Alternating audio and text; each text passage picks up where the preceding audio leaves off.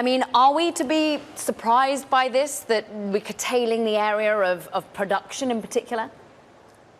No, I don't think so, especially as you look around entertainment. Just a ton of pain right now in the streaming services, and folks kind of reassessing, how many bodies they're going to need for the demand for just the ton of streamable content out there. Amazon's studios boss, Mike Hopkins, mentioned they plan to discontinue some things over the course of these layoffs. They didn't specify what exactly those were, but really just the latest in what looks like cuts, all over the place at Amazon. That they petered out. It's not, tens of thousands of people the way it was a year ago, but it seems to be ongoing. And to be fair, I mean, it's ongoing across production elsewhere. I mean, we've seen job cuts at Disney. We've seen people curtail on their spending. Netflix has held their spending steady in terms of new content production. But what's interesting is that it comes at the same time as Amazon seems to be trying to right-size Twitch as well. What does that say about Twitch's future?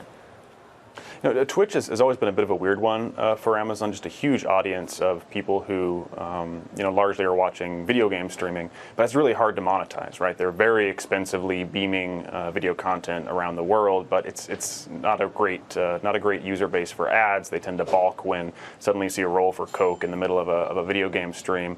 So definitely an acknowledgement that Amazon, just about 10 years after buying Twitch, is still struggling to make the thing profitable. Do you think we are done? Is this just the future, like some smaller rolling job cuts?